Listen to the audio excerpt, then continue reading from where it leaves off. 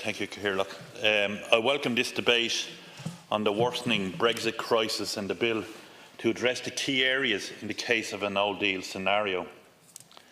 Little did any of us think following the general election in 2016 that within months all the norms of our political system would be thrown into chaos by the decision of the British people to leave the European Union.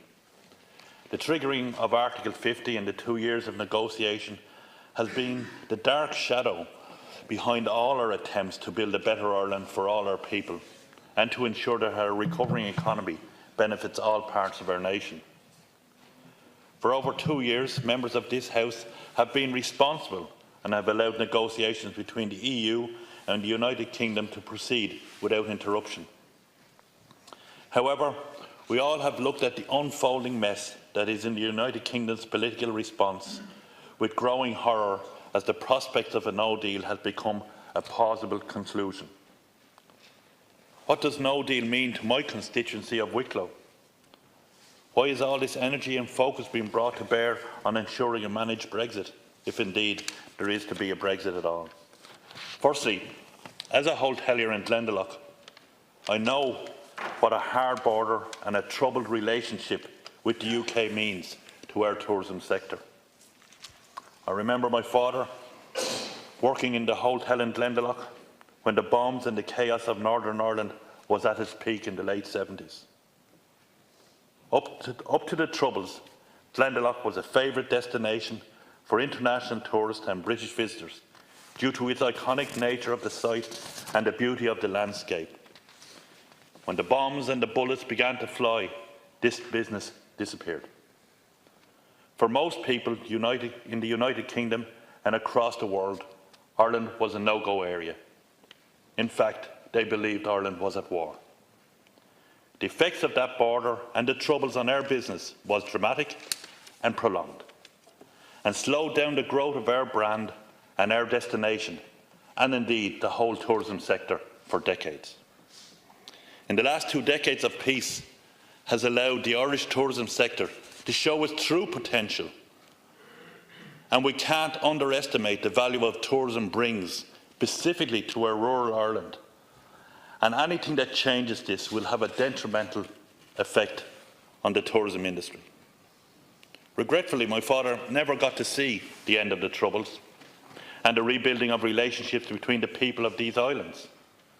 But I know he would have been delighted and proud at the role of Fianna Fáil in delivering peace and prosperity in a new relationship forged in the Good Friday Agreement.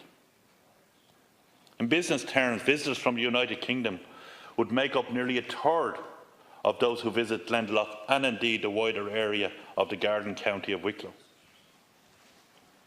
With the referendum results was announced and sterling made a dramatic fall, the tourism sector was immediately affected. Overnight, a visit to Ireland became more expensive, and the counter to that was England became more attractive.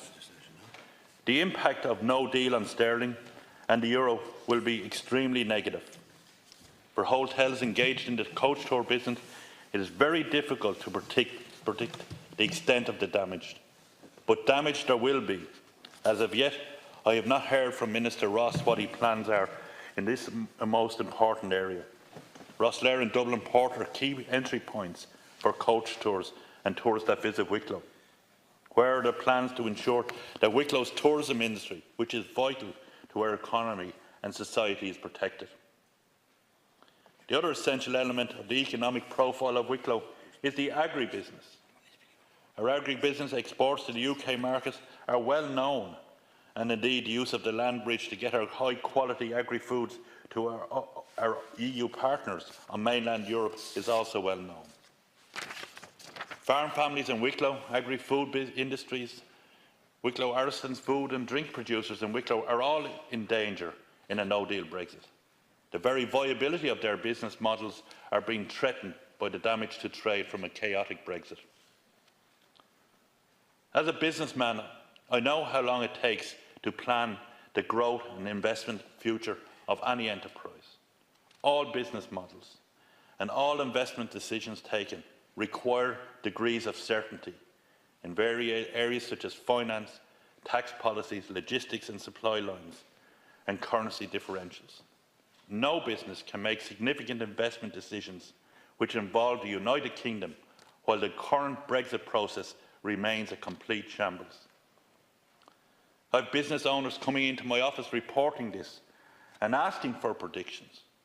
I, nor anyone else in this House, can give a prediction that can be banked on, because across the water, the political leadership of the United Kingdom is totally failing in its primary task in ensuring stable government in difficult times. We in this House can take some pride as we celebrate the 100th anniversary of our Parliament, that we know what our primary duty as parliamentarians is to the people of Ireland. That is why, even with many problems in our housing and health, that we have given stability to meet the grave dangers that is Brexit. At this stage, as a fellow parliamentarian, I plead with my colleagues in the House of Commons to recognise the shared relationship between our people and the bonds of friendship that were so hard won, to ensure a deal is achieved or that the people are consulted again. Thank you, Chair.